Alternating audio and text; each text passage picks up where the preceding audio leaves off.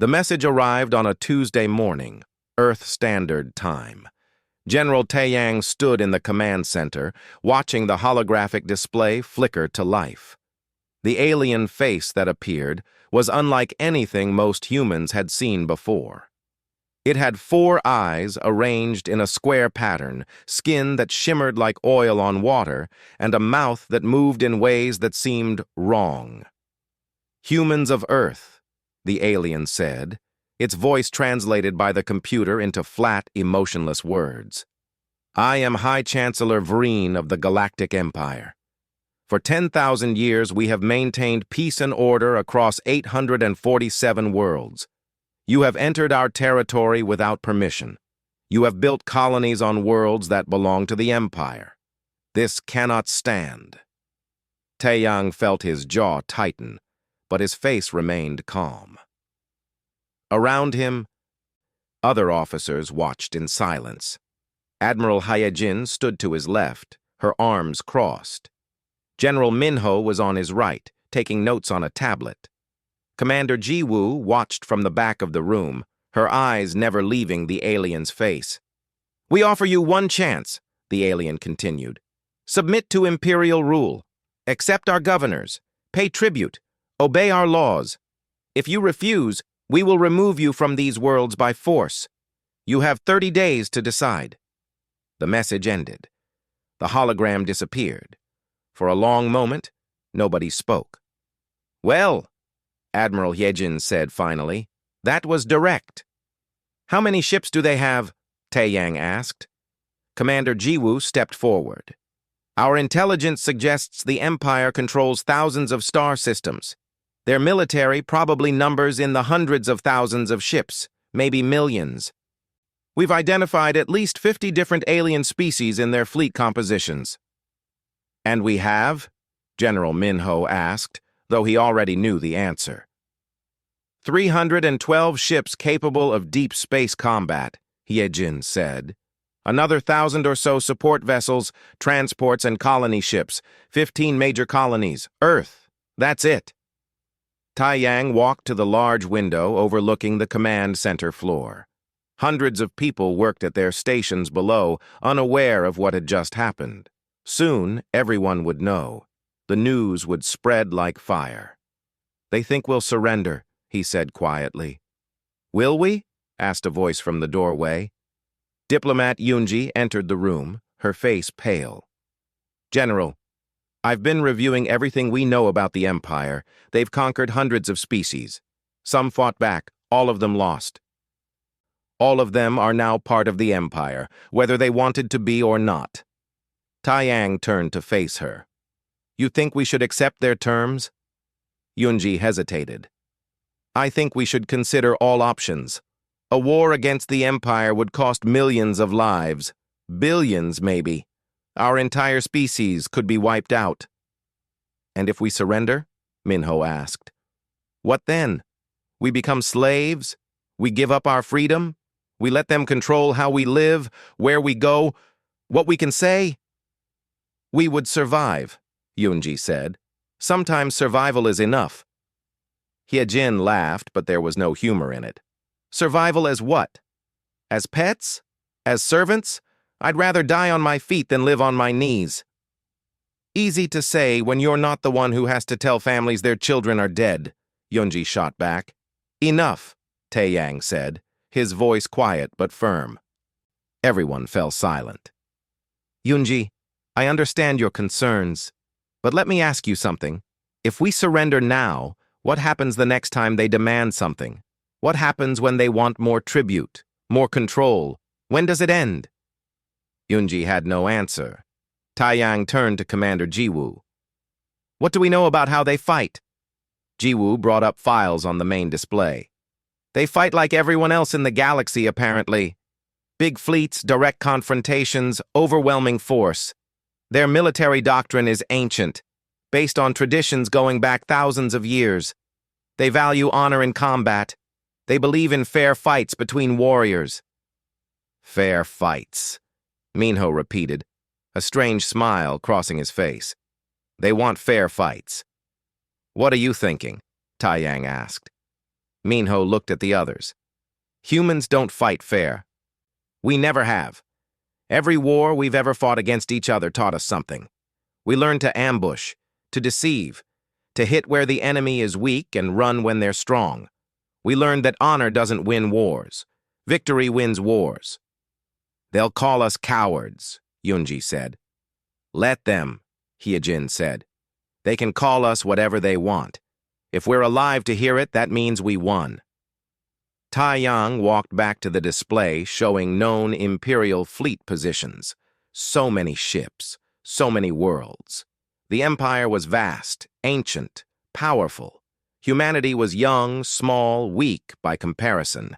Every logical calculation said they should surrender, but logic wasn't everything. I've been a soldier for 30 years, Taiyang said. I've studied every war in human history. I've read about ancient battles and modern conflicts. And I've learned something important.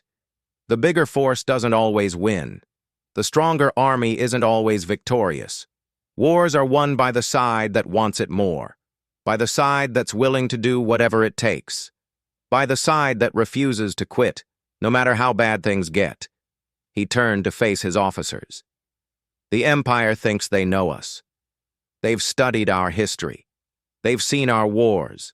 They think we're primitive, violent, easy to predict, but they've made a mistake. They think our history makes us weak. I think it makes us dangerous. What are you saying? Yunji asked. I'm saying we don't surrender, Taiyang said. I'm saying we fight, not their way, our way. We make them regret they ever heard of humanity. We teach them that starting a war with humans is the worst mistake they could ever make. Hyejin grinned. Now we're talking. But how? Yunji asked. They outnumber us thousands to one. That's their weakness, Minho said. They're too big, too spread out. They can't be everywhere at once. And they fight by rules. We don't have to. Jiwoo nodded. I can start working on intelligence operations, find their weaknesses, learn their secrets. Every empire has cracks. We just need to find them and break them wider. We'll need time, Taeyong said. Time to prepare, time to plan, time to make sure our people are ready for what's coming. 30 days, Hyejin said. That's what they gave us. Then we use every second, Taeyong replied. Send messages to all colonies. Begin evacuation of non-essential personnel from frontier worlds. Mobilize all reserves. Start war production. And someone get me a line to the United Earth Council. They need to vote on this. The vote came 3 days later. It wasn't unanimous, but it was decisive. Humanity would fight. On the 30th day, General Taiyang sent a message back to the Galactic Empire. It was short. Just 3 words, actually. Come and try. The war had begun. The Empire was about to learn what happened when you threatened humanity's freedom. They were about to discover that humans didn't fight wars to be honorable. They fought wars to win. The Imperial Third Fleet emerged from faster-than-light travel at the edge of the new Busan system. War Master Krelvoth, a towering creature with 6 limbs and armored scales, watched his tactical display with satisfaction. 10,000 warships, the largest battle fleet ever assembled for a single invasion. This would be quick. Scan the system, he ordered. Locate all human military assets. His sensor officer worked quickly. War Master, I'm detecting approximately 60 human vessels. Mixed classes. They're in orbit around the 3rd planet, the colony world. 60 ships against 10,000. Krelvoth felt almost disappointed. Open a channel. Offer them one final chance to surrender.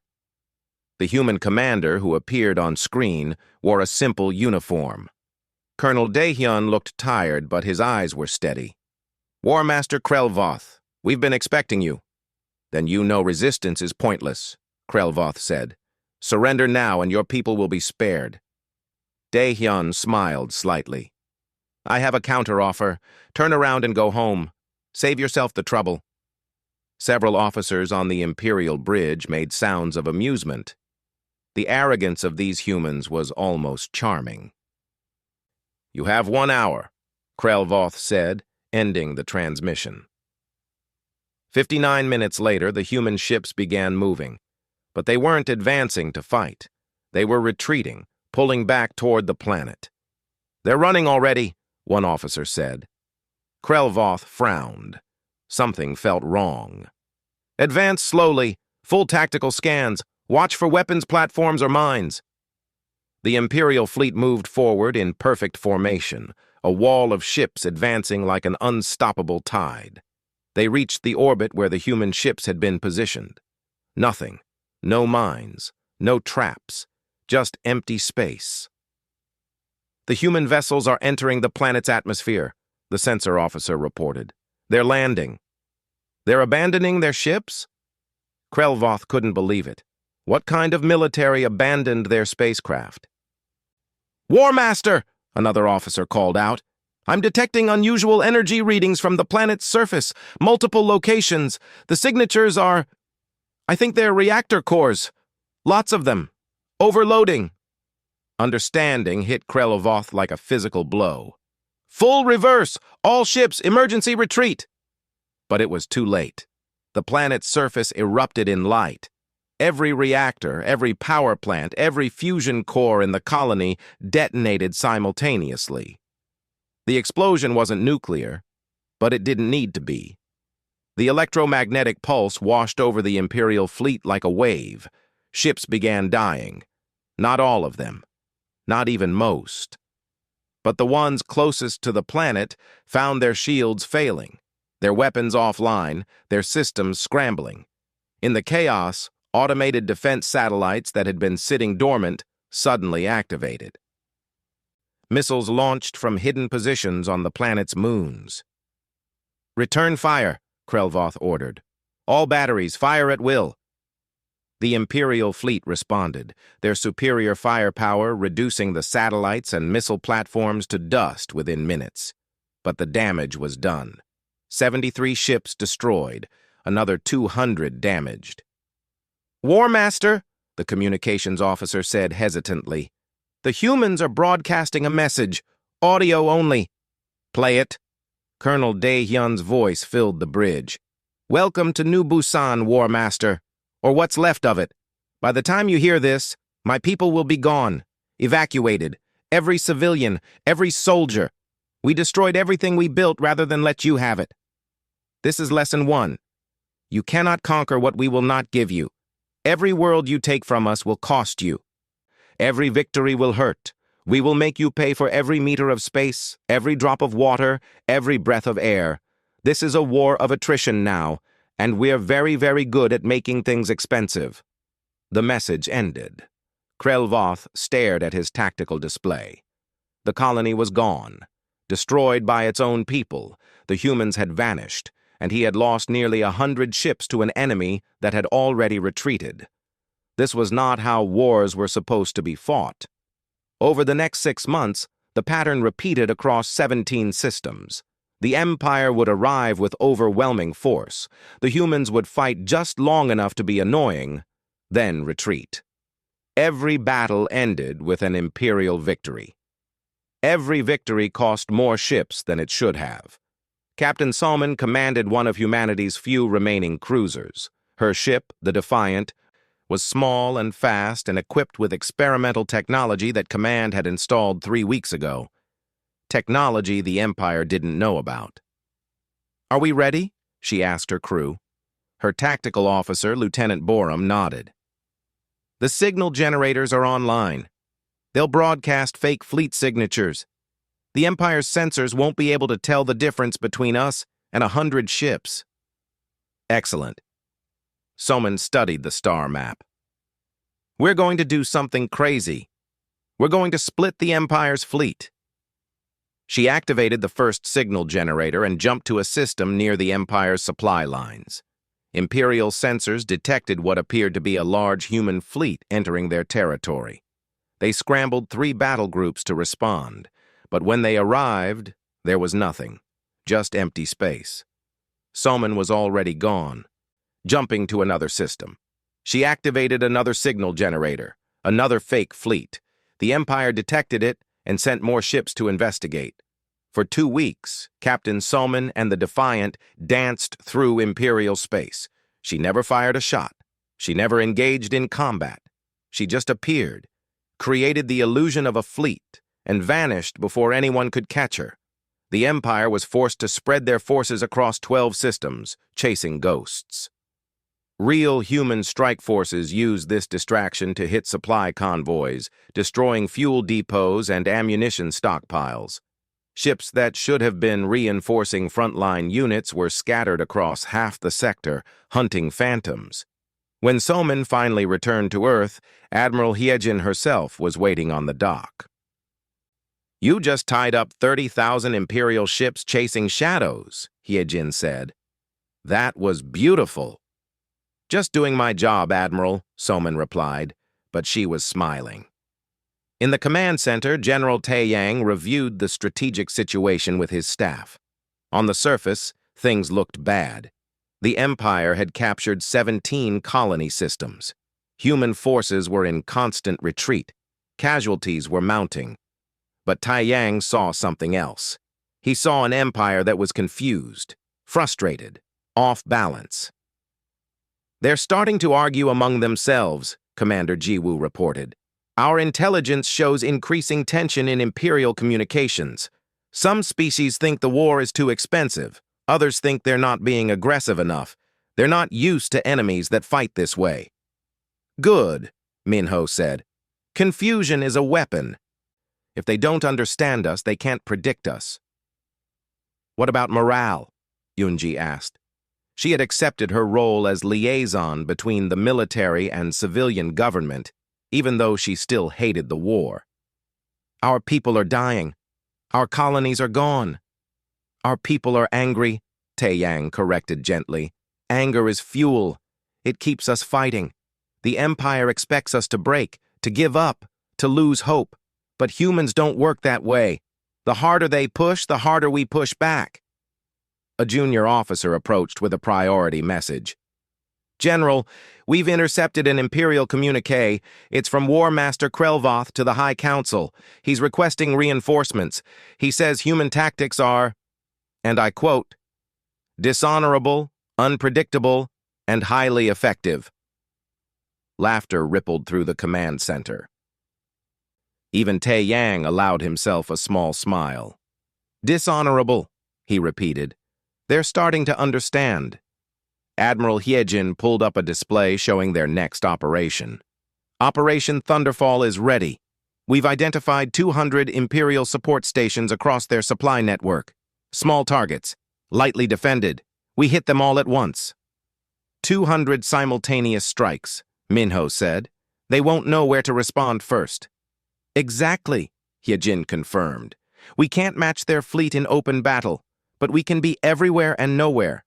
We can make them afraid, make them defensive, force them to protect everything, which means they protect nothing effectively." Taeyang nodded. "Execute the operation and send a message to all human forces. Tell them this: the Empire is strong, but strength has limits. They can destroy our colonies, but they cannot destroy our will. Every battle they win makes them weaker. Every ship they lose is one they cannot replace quickly. We are teaching them fear, and soon they will learn that fighting humanity was the worst decision they ever made." The message went out. Across human-controlled space, ships prepared for the offensive. Crews checked weapons. Pilots reviewed their targets. Soldiers said goodbye to loved ones. War Master Krelvoth sat alone in his command chamber, reviewing casualty reports. The numbers didn't make sense. His fleet was winning every battle, yet somehow they were losing the war. He thought about Colonel Daehyun's words. Every victory will hurt. The human had been right, and Krelvoth was beginning to understand something that terrified him. These humans didn't fight to win battles. They fought to make war itself unbearable, and they were very, very good at it. 6 months into the war, Admiral Hyejin stood on the bridge of her flagship, the Indomitable. Around her, the strike fleet waited in the darkness between stars. 50 ships. It wasn't many, but it would be enough. "All vessels report ready," her communications officer said. Hyejin studied the tactical display one more time. Operation Thunderfall was ambitious, maybe even crazy. Instead of defending their remaining colonies or fighting for territory, they would attack. Not the Empire's military. That would be suicide. No, they would attack something better. Supply lines. "The Empire is like a massive creature," General Taeyang had explained during the planning session. "It needs to eat constantly to survive. Food, fuel, ammunition, replacement parts. All of it has to move through space on cargo ships. If we cut off those supplies, the military starves." Now Hyejin was about to test that theory. Her fleet would jump to an Imperial supply hub in Sector 7. At the same time, 49 other human strike forces would hit targets across 200 star systems. The Empire couldn't possibly defend everything. "All ships," she said calmly. "Jump." Space twisted. Reality bent. The fleet emerged from faster-than-light travel directly on top of the supply station. It was massive, a construction of metal and lights the size of a small moon. Hundreds of cargo ships were docked at its ports. "Open fire," Hyejin ordered. The human ships unleashed everything they had. Missiles, energy weapons, kinetic rounds. The supply station's shields flickered under the assault. Defensive platforms began to respond, but they were designed to stop pirates, not a coordinated military strike. "Target the fuel storage," Hyejin directed. "Make it hurt."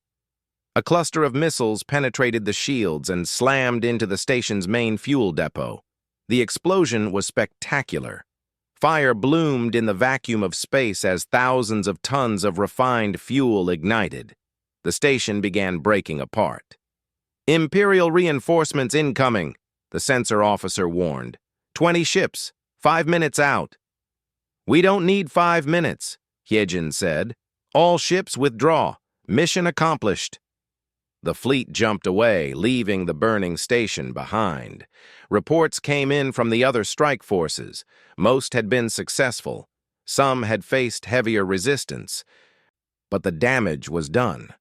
200 supply stations, fuel depots, and logistics hubs destroyed or crippled in a single day.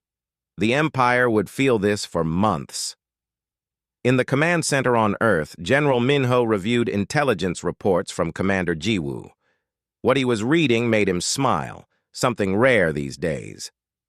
"The Empire isn't as unified as they pretend," Jiwoo explained, pulling up files on the main display. "They're a coalition of 847 species, remember? Each one has its own military traditions, its own command structure. They barely coordinate with each other." "Barely?" Minho asked. "See for yourself." Jiwoo played an intercepted communication. 2 alien commanders were arguing, their translated voices sharp with frustration. "Your ships refuse to follow proper formation protocols." "Your protocols are outdated. They waste time and resources. This is why your species should never have been given fleet command." The argument continued for several minutes before someone finally ended the transmission. Minho laughed. "They hate each other." "More than that," Jiwoo said. "They have ancient rivalries, old wars. Some of these species fought each other for centuries before the Empire conquered them all. The only thing keeping them together is the threat of the Empire's punishment if they step out of line." "Then we give them a reason to step out of line," Minho said. "We make the war so costly that staying in the Empire hurts more than leaving it." "How?" Minho thought for a moment. "We target specific species. Make some battles more expensive for certain groups. Send their captured soldiers home with stories about how their lives don't matter to the Empire. Create doubt. Create division." "That's psychological warfare," Jiwoo said. "It'll take time." "We have time," Minho replied. "The Empire thinks they're winning. Let them think that while we plant seeds of doubt." Lieutenant Yuna commanded a destroyer squadron, 6 small ships that had been operating behind enemy lines for 3 weeks. They had survived by being smart, fast, and lucky. Now, they were about to do something incredibly dangerous. "There's an Imperial battle group moving through the Kepler Nebula," her tactical officer reported. 3,000 ships. They're taking a shortcut to reinforce Sector 9. Una studied the nebula's composition. Dense gas clouds. Radiation. Perfect. "How long would it take us to mine the nebula?" she asked. Her weapons officer looked up in surprise. "Mine it? With what? We don't have that many mines." "We don't need mines," Una said slowly. "We just need antimatter." Understanding dawned on her crew's faces. It was insane, brilliant, but insane. "We dump our antimatter reserves into the densest parts of the nebula," Una continued. "Just small amounts, not enough to detonate immediately. But when 3,000 Imperial ships come through with their shields up and weapons hot, all that energy will trigger a chain reaction," her weapons officer finished. "The entire nebula will explode." "Can we do it?" Una asked. Her crew looked at each other. They were tired. They were scared. They had been running and fighting for weeks, but they were also angry. And they wanted to hurt the Empire. "Let's make it happen," her executive officer said. It took them 16 hours to carefully position antimatter charges throughout the nebula. Small amounts, suspended in magnetic containers that would fail when exposed to the right energy signature. When they were done, Una's squadron retreated to a safe distance. "Now we wait," she said. 2 days later, the Imperial battle group entered the nebula. War Master Krelvoth was with them, commanding from his flagship. He had been ordered to reach Sector 9 quickly. The humans were causing problems there. The nebula slowed them down, but only slightly. Shields protected against the radiation. Sensors helped navigate through the dense gas clouds. They were halfway through when the first antimatter charge detonated. It was just a small explosion. Barely noticeable, but it triggered a reaction in the surrounding gas. That explosion triggered another antimatter charge. Then another, then another. Within seconds, the entire nebula was a storm of fire and energy. Imperial shields failed under the assault. Ships collided in the chaos. Fusion cores overloaded. The carefully organized battle group became a disaster. When it was over, Krelvoth counted his losses. 3,000 ships had entered the nebula. 700 emerged. The rest were debris. He had never seen anything like it. Never imagined an enemy would weaponize an entire nebula. The humans had turned a natural feature of space into the deadliest trap in the galaxy. "Who did this?" he demanded. "Unknown, War Master," his sensor officer said. "We detected 6 small human ships in the area 2 days ago, but we thought they were just scouts." 6 ships. 6 small, insignificant ships had destroyed an entire battle group. Krelvoth felt something he had not felt in decades of military service: fear. The news of the Kepler Nebula massacre spread quickly. In the Imperial High Council, arguments broke out immediately. "This is unacceptable," one council member declared. "We've lost over 40,000 ships in 6 months." "To an enemy with barely 300 combat vessels," another added. "How is this possible?" "The humans don't fight like civilized species," a third council member said. "They use tricks, deception. They have no honor." "Honor doesn't matter if we're dead," someone else muttered. The arguments grew louder. Several species began questioning whether the war was worth the cost. The Vole Collective, a peaceful species that had been conquered by the Empire centuries ago, sent a formal message. "We are withdrawing our ships from this conflict," their representative announced. "The Empire promised protection and prosperity. This war brings neither. We will no longer sacrifice our people for a fight that serves no purpose." It was unprecedented. No species had withdrawn from an imperial war in living memory. The High Council was furious, but they couldn't stop it. The Vole ships left the front lines and returned home. Other species watched carefully. If the Vole could leave without immediate punishment, maybe they could too. Back on Earth, General Taeyang received the news about the Vole withdrawal with quiet satisfaction. "The cracks are showing," he said to his officers. The Empire is breaking. We're still losing colonies, diplomat Iunji reminded him. Our casualties are still high. But we're still fighting, Taeyang replied. And every day we fight, the Empire loses more than ships. They lose confidence. They lose unity. They lose the belief that they're invincible.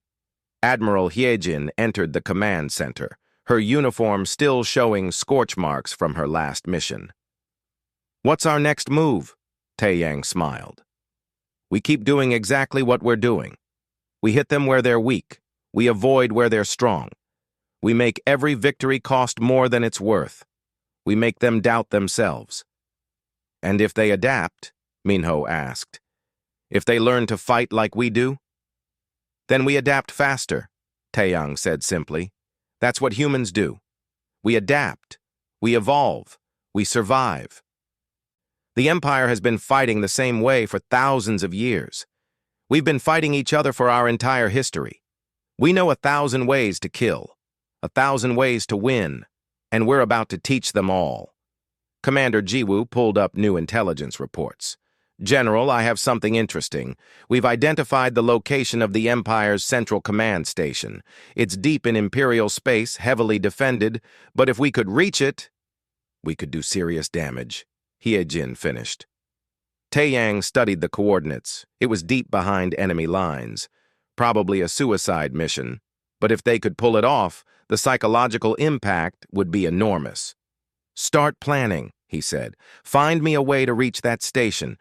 Find me a way to make the Empire realize they made a terrible mistake. War Master Krelvoth sat in his quarters, staring at casualty reports. The numbers kept growing. 42,000 ships lost. Hundreds of thousands of soldiers dead. Supply lines in chaos. Alliance members withdrawing. And the humans? They kept fighting, kept adapting, kept finding new ways to hurt the Empire. He had once thought this would be an easy war. Now he wasn't sure it was a war they could win. 1 year into the war, the Galactic Empire controlled 40 human colony systems. On paper, they were winning. But War Master Krelvoth knew the truth. They were dying slowly, bleeding ships and soldiers with every passing day. The High Council was fracturing. 8 species had withdrawn from the coalition. 3 more were openly questioning the war's purpose. Arguments broke out during every council session. Some members wanted total human extermination, others wanted negotiated peace. A few wanted to withdraw entirely and pretend the humans didn't exist. We need to end this, Krelvoth told the council via holographic transmission. Every day we fight, we lose more than we gain. Then fight harder, one council member demanded. Use more ships. Be more aggressive. We've committed over 60,000 vessels, Krelvoth replied, his voice tight with frustration. We've lost 40,000 of them. The humans have adapted to every tactic we've used. They don't fight us directly. They hit our supplies, assassinate our officers, spread propaganda among our troops. They're turning this into a war of attrition, and they're winning. Impossible, another council member said. They're primitives, savages. Then these savages are smarter than us, Krelvoth said bluntly, and unless something changes, they will outlast us. The council erupted into arguments. Krelvoth ended the transmission and returned to his command chamber. He was tired, more tired than he had ever been. On Earth, Commander Jiwoo stood before General Taeyang with the information they had been seeking for months. We found it, she said. The Empire's central command station. It's in the Tellus system, 500 light-years behind enemy lines, heavily defended, shielded. They think it's secret. But we know where it is, Taeyang said. We know where it is, Jiwoo confirmed, and I have a plan, a crazy plan, but it might work. Admiral Hyejin leaned forward. I'm listening. We don't attack the station, Jiwoo explained. We infiltrate it. We've captured dozens of Imperial ships over the past year. We use them. We send a small team deep into Imperial space, pretending to be one of their supply convoys. When we reach the station, we don't blow it up. We steal their data. What data? General Minho asked. Jiwoo smiled. Everything. Communication logs, strategic plans, financial records, evidence of corruption, war crimes, all the dirty secrets the Empire doesn't want anyone to know. Then we broadcast it. To everyone. Every species in the Empire, every conquered world. We show them what their leaders really are. Taeyang was quiet for a long moment. That could work, but it's incredibly dangerous. Anyone we send might not come back. I'm aware, Jiwoo said. I'll lead the team myself. Absolutely not, Taeyang said immediately. You're too valuable. Which is exactly why I need to go, Jiwoo argued. I know what to look for. I know how their systems work. And if this mission fails, the people we send need to be able to think on their feet. That's me. Taeyang looked at Hyejin, then at Minho. Both nodded slightly. Pick your team, Taeyang said finally. May luck be with you. 2 weeks later, Captain Dong Hyun guided his captured Imperial transport ship through enemy territory. The ship was authentic, taken intact during a raid 3 months ago. It still had its original identification codes. As far as Imperial sensors were concerned, it was just another supply vessel. In the cargo hold, Commander Jiwoo reviewed the mission one more time with her team. 12 people. The best infiltration specialists humanity had. They wore modified Imperial uniforms, carried Imperial weapons, and had studied alien behaviors until they could mimic them convincingly. Remember, Jiwoo said, we're not here to fight. We're here to steal information and leave.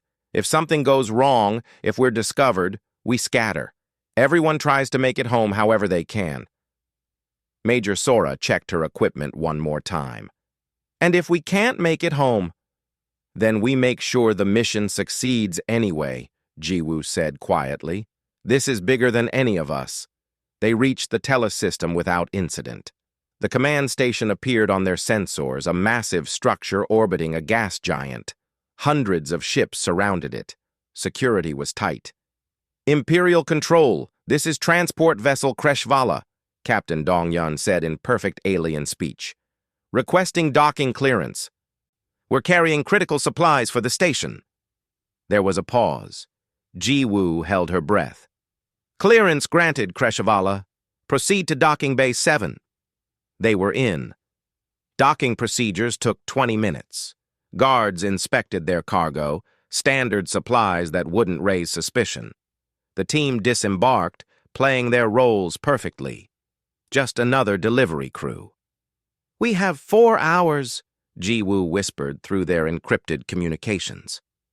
That's when this ship is scheduled to depart. Find the central data core.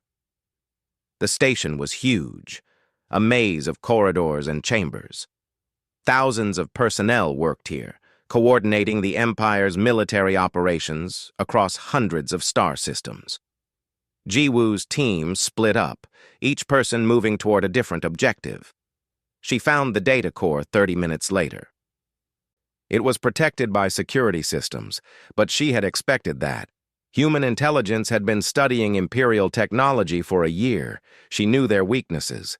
Her fingers flew across the interface, bypassing security protocols. Data began downloading to her portable storage device. Communications logs, strategic plans, financial records, everything. Commander, Major Sora's voice came through her earpiece. I found something. You need to see this. I'm downloading data, Jiwoo replied. Can it wait? No, this is bad, really bad. Jiwoo hesitated, then left the download running and made her way to Sora's location. She found her teammate in what appeared to be a records room. Look at this, Sora said, pulling up files on a terminal. These are records of what the Empire did to conquered species, forced labor, experimentation, genocide of populations that resisted too strongly. They're not peacekeepers, they're monsters. Jiwoo felt cold. Copy everything, all of it. The galaxy needs to see this. They returned to the data core just as the download completed. Jiwoo disconnected her device and began covering her tracks, erasing evidence that anyone had accessed the system. "All teams report," she whispered into her communicator. One by one, her people confirmed they were ready to leave, except for two. No response. "Team 3, report," Jiwoo said again. Still nothing. "Commander, we need to go." Donghyun's voice came through. "Station security just increased alert status. Something's wrong." They had been discovered. Jiwoo made a decision. "All teams return to the ship now. Emergency departure." They ran. Not obviously. Not in a way that would immediately alert guards, but quickly, purposefully. Behind them, alarms began to sound. "Intruders detected on level 7. Security breach in the data core." The station came alive. Guards poured into corridors. Blast doors began closing. Jiwoo's team fought their way toward the docking bay. They couldn't avoid combat now. Weapons came out. Energy bolts filled the air. 2 more team members went down. Captain Donghyun had the ship ready when they arrived. 7 survivors out of 12. Jiwoo uploaded the stolen data to the ship's computer as they ran aboard. "Go!" she shouted. The transport ship blasted out of the docking bay, shields already taking fire. Imperial ships began pursuing immediately. "We'll never outrun them," Donghyun said. "There are too many." "We don't need to outrun them," Jiwoo replied. She activated the ship's communication array at maximum power. "We just need to survive long enough to transmit." "Transmit what?" "Everything." She began broadcasting, not to humanity, not to their military, to everyone, every frequency, every communication channel used by the Empire. The stolen data flooded across Imperial networks. On 800 worlds, people received the transmission. They saw the financial records showing council members stealing from their own people. They saw the war crime documentation. They saw proof that the Empire had fabricated the territorial dispute with humanity as an excuse for conquest. They saw everything. The effect was immediate. Protests broke out on dozens of worlds. Military units refused orders. 3 species declared independence in a single day.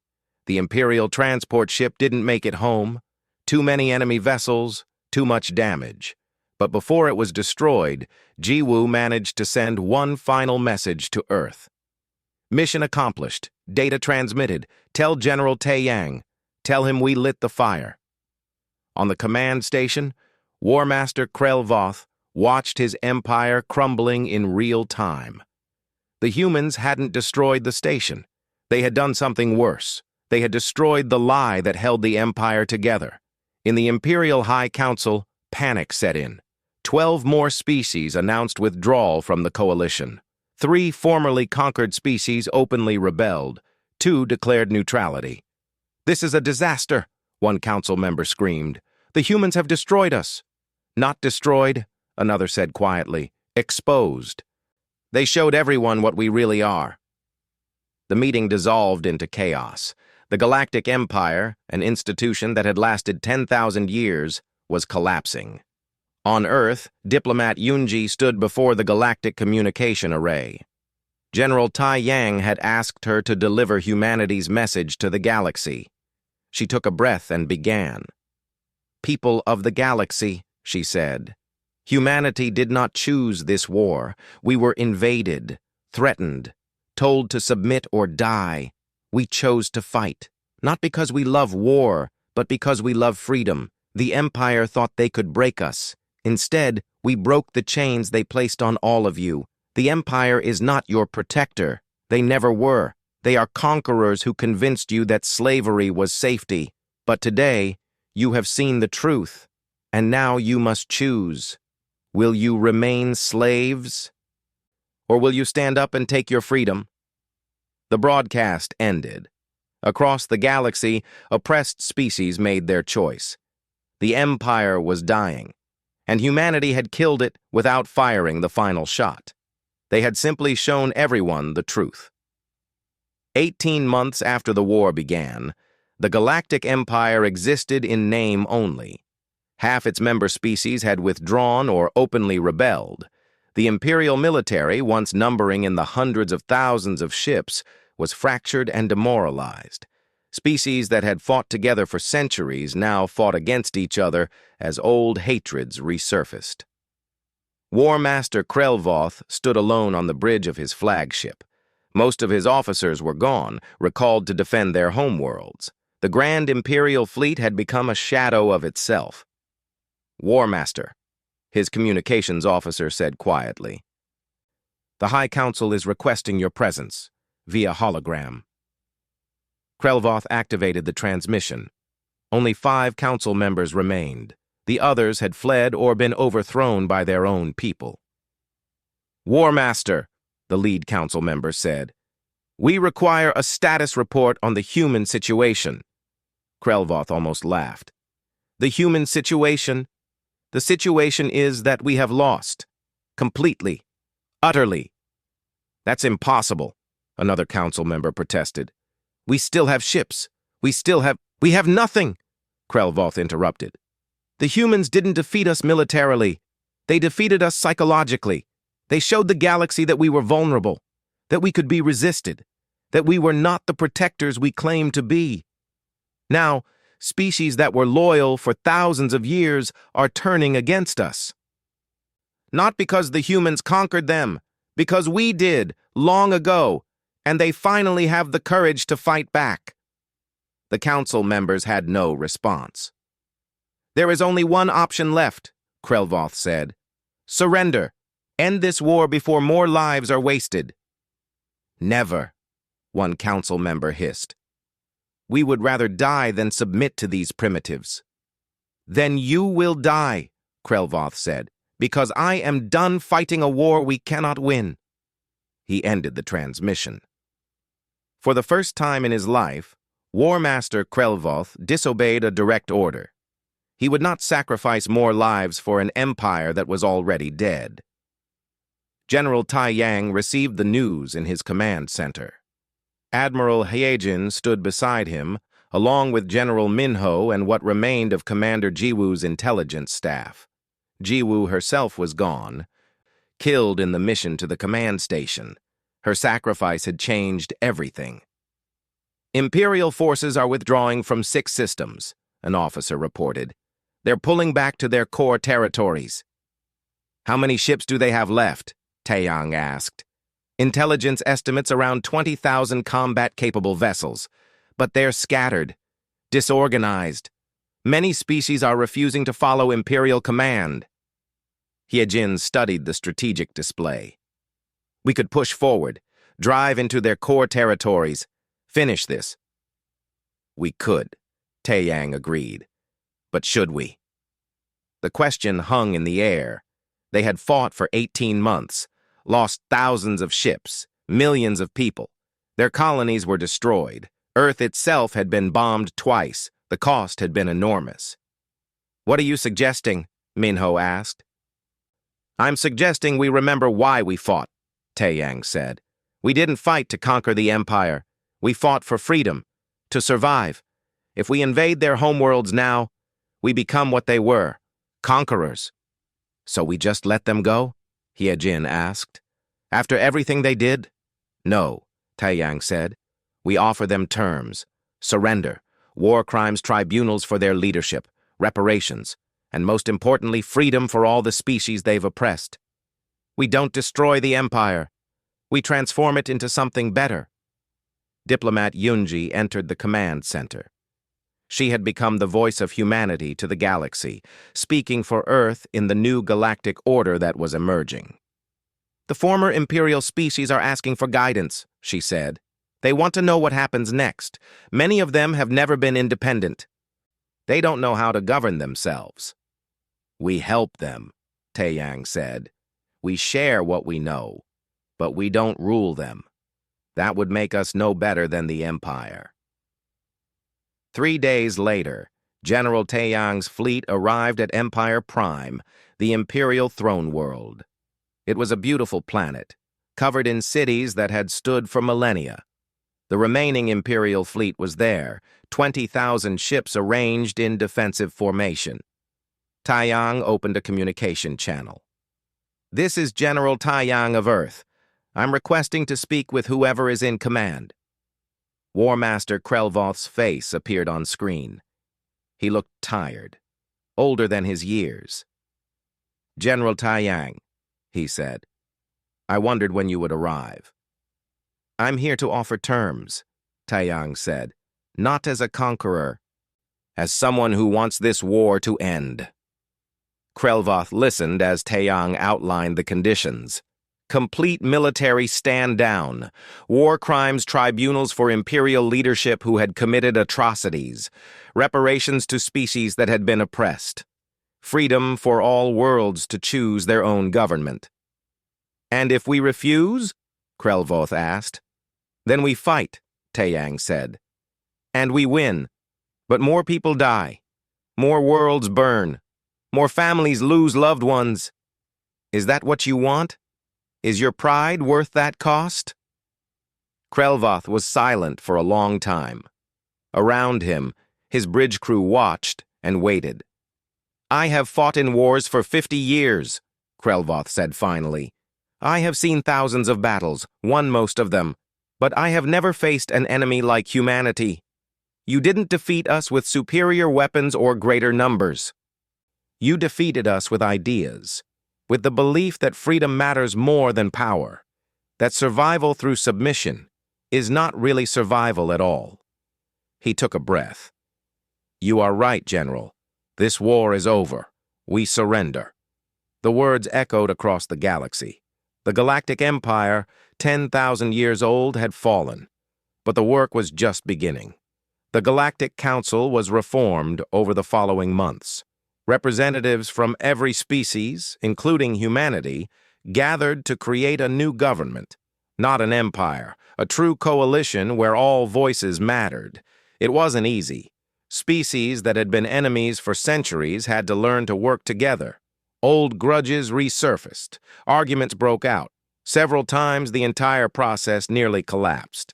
But slowly, painfully, something new emerged. A galaxy where power came not from military might but from cooperation, where disputes were resolved through discussion, not destruction. Admiral Hyejin took charge of training the new integrated fleets. Species that had fought against each other were now learning to fight together. It was difficult work, but she found it rewarding. General Minho oversaw peacekeeping forces, responding to conflicts that arose as the old order collapsed and the new one took shape. He was good at it, helping former enemies find peaceful solutions.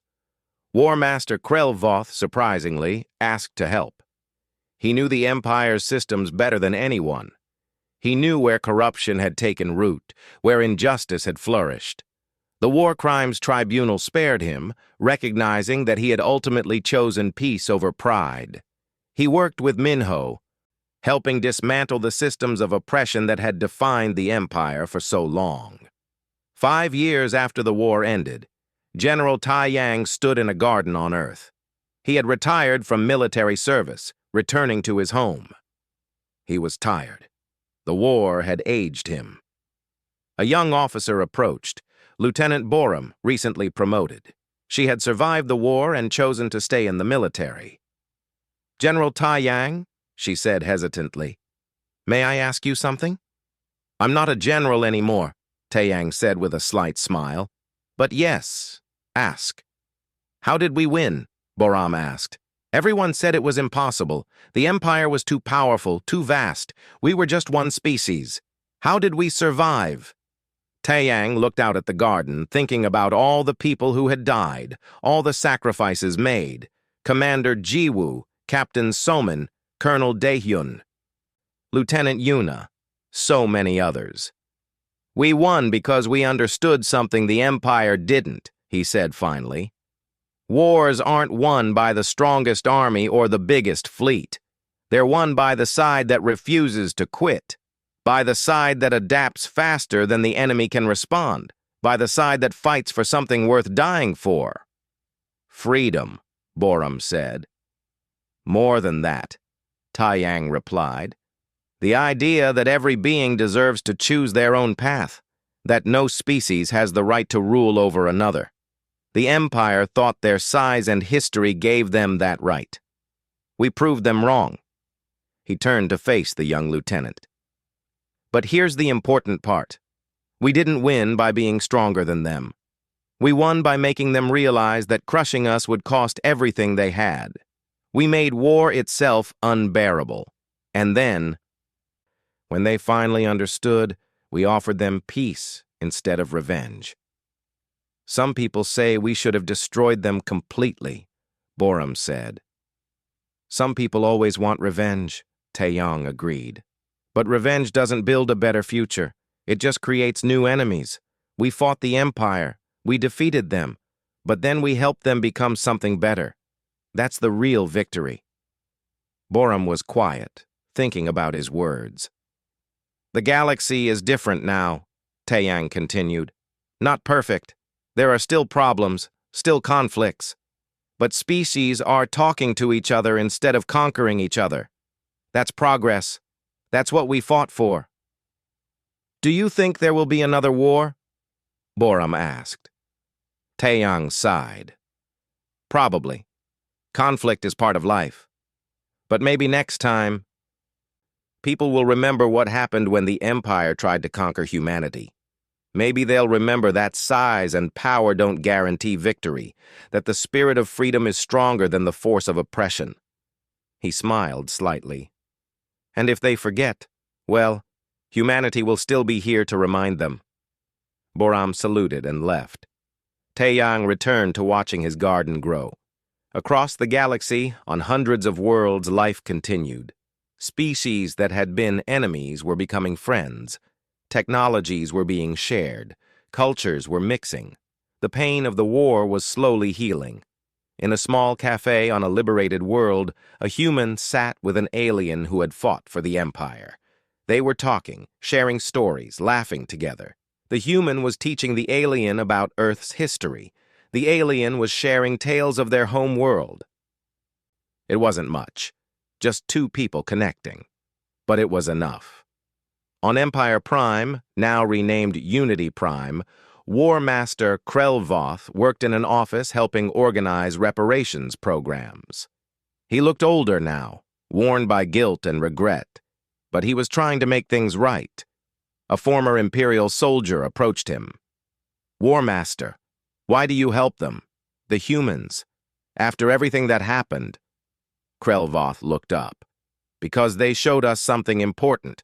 They showed us that the best victory isn't destroying your enemy. It's changing them. The humans could have wiped us out. Instead, they gave us a chance to become better. I'm trying to be worthy of that chance. Somewhere in deep space, Admiral Hyejin commanded a mixed fleet on patrol. Human ships flew alongside vessels from dozens of species. They were protecting trade routes, responding to emergencies, keeping peace. It wasn't the future anyone had expected, but it was a good one. General Taeyang's words had spread across the galaxy, repeated by many voices. You declared war on humanity, expecting us to be conquerors like you. You forgot that those who fight for freedom learn to fight smarter, harder, and with purpose beyond mere victory. You didn't lose to human weapons. You lost to human will. The war was over. The Empire was gone. But humanity's lesson remained. Freedom is worth fighting for, and those who fight for it will never be defeated no matter the odds. The galaxy had learned, and it would never forget.